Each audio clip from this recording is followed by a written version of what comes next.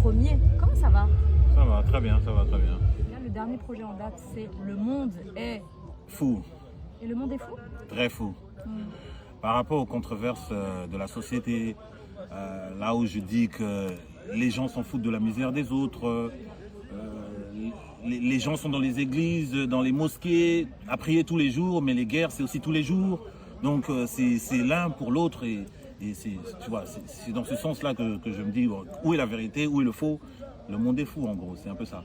Donc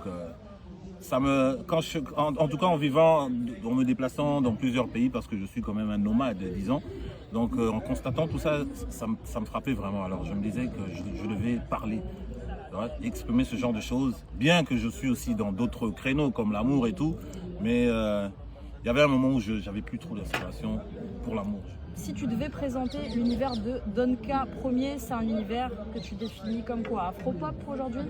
Oui, je dirais afropop par rapport au mélange qu'on peut trouver dans afropop. Vous savez, aujourd'hui dans afropop, vous trouvez du reggae, vous trouvez du R&B, vous trouvez du hip-hop et vous trouvez les sonorités africaines, caribéennes.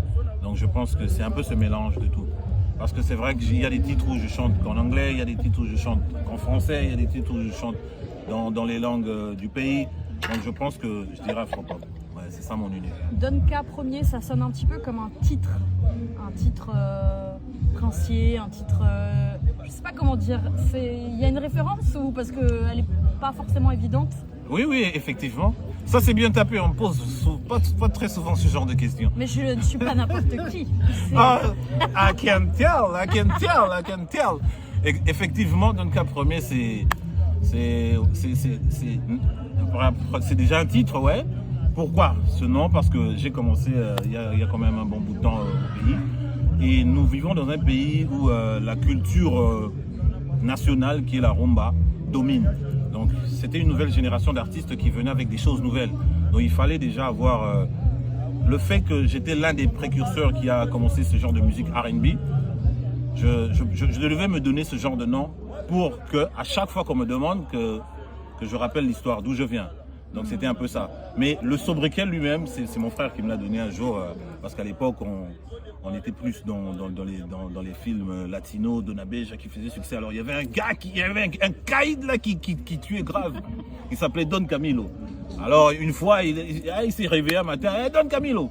Et après j'ai kiffé, je suis parti de là avec ce sobriquet, mais du coup j'ai laissé Donka Premier parce que Camilo ça faisait un peu trop long. Donka Premier c'était un peu plus charismatique, donc voilà. Ouais. Donc c'est un peu comme chez les anglophones, comme on dirait Milan, les seniors, tu vois, ce genre de choses. Donc je suis un monarque de mon propre royaume, voilà. Ok, c'est fort, ça flingue. Ça pète, ça tue, ça canarde. Ça canarde, Ah ben comme oui. diraient certains, Ah ben oui. présents aujourd'hui d'ailleurs.